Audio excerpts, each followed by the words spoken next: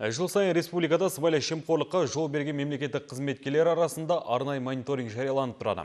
Өкінішке орай сол статистиканың алдыңғы тізімде Жамбыл облысы тұр. Мұндай мәлімет Жаңару сыбайлас жемқорлыққа қарсы жалпыұлттық қозғалысы республикалық қоғамдық бірлестігі ұйымдастырған жиында айтылды.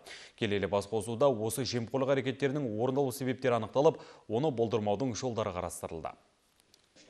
Былтырғы жылы 196, ал биылғы жылдың 9 айында 155 мемлекеттік қызметкер сыбайластық әрекетке барған. Облыстық прокуратура өкілдерінің мәліметінше, заң бұзушылыққа жол беруден жергілікті атқарушы органдар мен ішкі істер қызметкерлері бәрінен басы озып тұр. Өңірді жемқорлық залалынан арылту үшін Жаңару сыбайлас жемқорлыққа қарсы жалпыұлттық қозғалысы елімізде мемлекеттік қызмет түрлерін көрсету мәселесі бойынша ашық сұхбат алаңын өткізуде.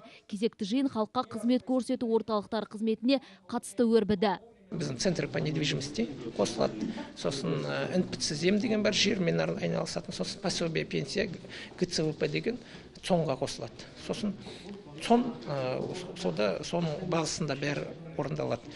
Сол жұмыс жүргізу үшін біз деген осылай талқылаймыз, жинаймыз, проблемдерді білеміз. Сол проблеманы қарастырып, осындай рекомендация үкіметке жолданады.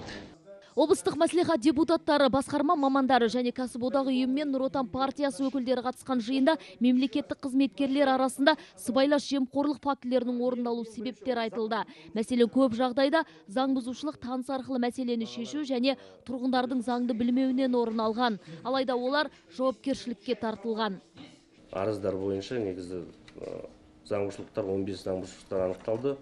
Осы тексерулердің қорытындысы бойынша 20 мемлекеттік қызметші тәртіптік жазаға тартылды. Жаңағы әртүрлі сөгіс алынды, ескерту алынды. Басқосуға жиылғандар жемқорлықпен күресудің тиімді тұстарын айтып, тұшымды ойларын ортаға салды. Сонымен қатар ел дамуына тежеу жасайтын жемқорлыққа қарсы күрес жұмыстарын жүргізетін бірлестіктер мен жауаптылар сыбайлас жемқорлықтың алдын алу бағытындағы іс-шараларды жиі өткізіп тұратындықтарын жеткізді. Мархабат Көпбосынова, Асқар Әділ, жаңалықтар қызметі.